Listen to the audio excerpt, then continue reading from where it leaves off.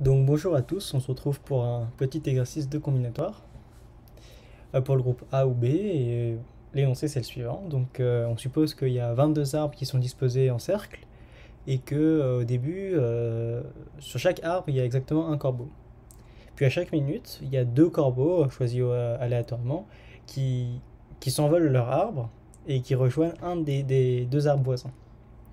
Et la question, c'est de savoir si, après un certain temps, il est possible de se retrouver dans une configuration où tous les corbeaux sont sur le même arbre.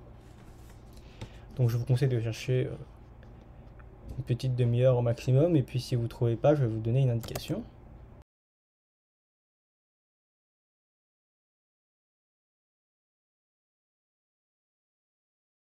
Donc c'est un problème où en fait pour montrer qu'on a une situation initiale, un certain nombre de pas autorisés, enfin plutôt d'opérations autorisées, et on se demande euh, si on peut atteindre une configuration finale.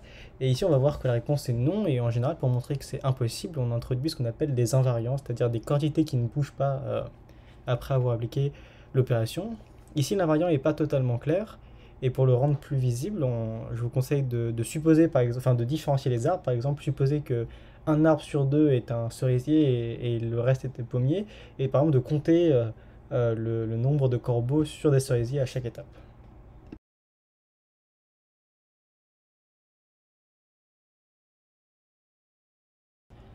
Donc je vais donner ma solution.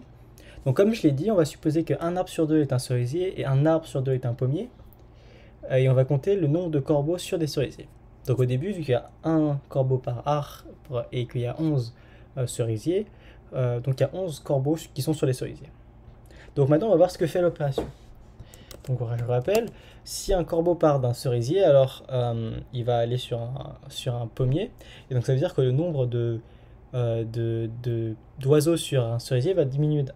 Réciproquement, s'il était sur un pommier, il va arriver sur un cerisier, et donc du coup le nombre va augmenter de 1. Donc vu que vous avez deux corbeaux, il y a trois possibilités. Soit les deux arrivent sur un cerisier, donc du coup le nombre augmente de 2, soit les deux partent de cerisier, donc le nombre diminue de 2, soit il y en a un qui arrive sur un cerisier et un autre qui sort d'un cerisier, et donc du coup le nombre reste le même. En particulier, euh, vu qu'on n'ajoute que 2, moins 2 ou 0, le nombre garde la même parité. Et comme on commence à 11, on voit euh, que ça doit rester impair. Donc là, ce qu'on a trouvé, c'est ce qu'on appelle un invariant, c'est-à-dire on a une quantité qui ne bouge pas, peu importe les opérations qu'on effectue. Ici, c'est la parité du nombre de corbeaux sur des cerisiers. Et le problème, c'est que si on suppose qu'on arrive à un moment où tous les corbeaux sont sur le même arbre, s'ils sont sur un cerisier, ça veut dire qu'il y a 22 corbeaux en tout sur les cerisiers. S'ils sont sur un pommier, ça veut dire qu'il y a 0 corbeaux sur des cerisiers.